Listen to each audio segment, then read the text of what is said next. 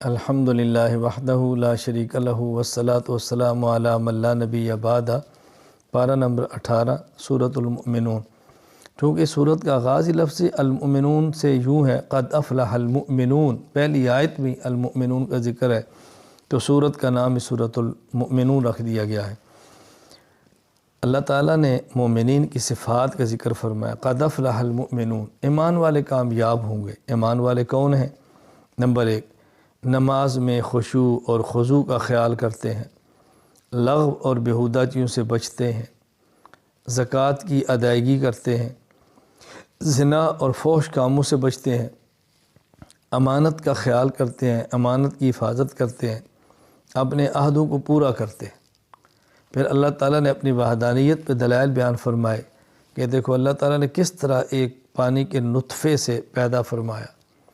پہلے پانی کا نطفہ ہوتا ہے، پھر اس کے بعد وہ خون کا لوتھڑا بنتا ہے، پھر اس کے اندر ہڈیاں ہوتی ہیں، اس کے اوپر گوشت چڑھتا ہے، پھر اس کے اندر روح آتی ہے، پھر انسان بنتا ہے۔ تو اللہ تعالیٰ نے کتنے مراحل فرمایا، کس طرح کر کے ہم انسان کو پیدا فرماتے ہیں، اور کون ہے جو انسان کو یوں پیدا کرتا ہے سوائے اللہ کی ذات کی۔ بارشیں ہم برساتے ہیں، پھول پودے ہم اگاتے ہیں، سمندروں میں کشتیاں ہم چلاتے ہیں، تو یوں اللہ تعالیٰ اپنی توحید کو سمجھایا ہے۔ پھر یہاں اللہ تعالیٰ نے 6 انبیاء علیہ السلام کا ذکر فرمایا ہے، حضرت نوح، حضرت ہود، حضرت صالح، حضرت موسیٰ، حضرت ہارون، حضرت عیسیٰ علیہ السلام، انبیاء کا ذکر فرمایا اللہ تعالیٰ نے۔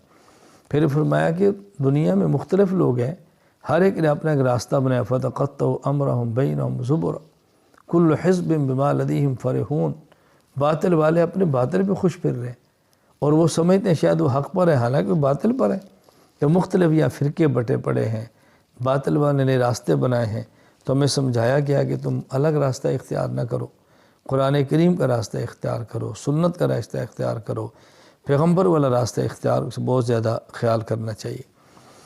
اللہ تعالیٰ پھر اپنے عذاب سے ڈراتے ہیں۔ اللہ تعالیٰ اللہ تعالیٰ مومنین کے بارے میں فرماتے ہیں کہ ان کی صفات ہیں، اللہ کے عذاب سے ڈرتے ہیں، آیات پر ایمان رکھتے ہیں، ہر عمل اللہ کی رضا کے لیے کرتے ہیں۔ اچھا، پھر نیک عمل کرتے ہیں اور ساتھ ڈرتے بھی ہیں۔ نیک عمل کی اور ڈرتے ہیں، پتہ نہیں قبول ہوگا، پتہ نہیں قبول نہیں ہوگا، اس کا بہت زیادہ خیال کرتے ہیں۔ اور سرکشوں کو یہ بات سمجھائیے کہ یہ لوگ نہ عقل کا خیال کرتے ہیں، نہ علم کا خیال کرتے ہیں، ضد، عناد، سرکشی کرتے ہیں، اپنے حق کو خواہشات کے مطابق رکھنا چاہتے ہیں۔ بھلا یہ کیسے ہو سکتا ہے کہ حق تمہاری خواہش کے مطابق ہو جائے؟ ایسا نہیں ہو سکتا۔ آخر میں اللہ تعالیٰ فرماتے ہیں دیکھو بعض اشقیاء ہیں اور بعض نیک بخت ہیں، بدبختی سے نکلو اور نیک بختوں کے اندر شامل ہونے کی کوشش کرو، اور یہ ذہن بنا لو، افحسبتم انما خلقناکم عبثا، تم کیا سمجھتے ہو کہ تمہیں فضول پیدا کیا ہے؟ کوئی تمہاری پیدائش کا مقصد نہیں ہے؟ ہرگز ایسی بات نہیں ہے۔ پیدائش کا مقصد ہے اللہ کی عبادت، تم اس کے لیے پیدا کیا ہے، لہٰذا اپنے آپ کو اللہ تعالیٰ کی عبادت کے اندر تم لگائے رکھو۔ سورۃ النور، اللہ تعالیٰ نے اس آیت میں چونکہ نور کا ذکر فرمایا، اللہ نور السماوات والارض، اپنے نور کو، تو سورت کا نام ہی سورۃ النور ہے۔ یہاں پہلے تو مسئلہ بیان فرمایا ہے کہ ایک شخص زنا کرتا ہے اور کنوارا ہے، اس کی سزا کوڑے ہے، اور اگر کوئی شخص زنا کرتا ہے اور شادی شدہ ہے، اس کی سزا رجم ہے۔ وہ اس آیت کے اندر نہیں ہے، احادیث کے اندر ہے اور امت کا اجماع ہے۔ پھر یہاں بیان فرمایا کہ شخص تہمت لگاتا ہے تو اس کی سزا کوڑے ہیں، اور لعان کا حکم بیان فرمایا، خامن اپنی بیوی پر الزام لگاتا ہے کہ میں نے اس کی حالت کے اندر دیکھا جا رہا ہے، وہاں گواہ تو ہوں گے نہیں، تو لعان ہے، یعنی خامن نے قسمیں اٹھانی ہے، بیوی نے قسمیں اٹھانی ہے، تو اس کے بعد ان دونوں میں جدائی کرنی ہے، حکم لعان کا حکم بیان فرمایا۔ پھر بہتان لگانے والا حکم بیان کیا، جو بہتان لگاتا ہے اس کی سزا کیا ہے۔ تو یوں اللہ تعالیٰ نے احکام کو بیان فرمایا ہے۔ حضرت ام المؤمنین عائشہ رضی اللہ تعالیٰ عنہا پر جو منافقین مدینہ نے الزام لگایا تھا، ان کی صفائی میں اللہ تعالیٰ نے 2 رکوع نازل فرمائے ہیں، طہارت بیان فرمائی ہے، نزاہت بیان فرمائی ہے۔ تو یہ چیزیں اللہ کریم نے یہاں تفصیل کے ساتھ بیان فرمائی ہیں۔ پھر اللہ تعالیٰ نے مومن کے دل میں جو نور ہے اس کو کیسے سمجھایا، اللہ تعالیٰ نے اپنے نور کو کیسے سمجھایا۔ اللہ نور السماوات والارض مثل نوری کمشکات فیہا مصباح المصباح فی زجاجہ، کہ یوں سمجھو کہ جیسے ایک تاخچہ ہے، اس تاخچے کے اندر ایک چراغ ہے اور اس چراغ کے اندر تیل زیتون کا ہے، صاف اور شفاف، ایسے آگ قریب گئی نہیں اور پکڑی نہیں۔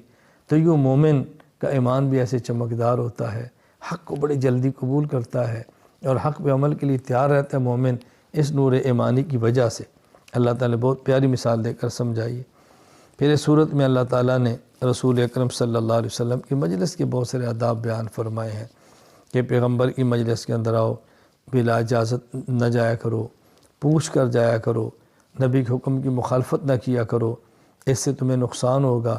پھر پیغمبر کا آپ پاک کوئی حکم دیا، اگر آپ سے اجازت لیتے ہیں، کوئی جانا چاہتا ہے، آپ ان کا عذر قبول فرمائیں اور آپ ان کو جانے دیجئے۔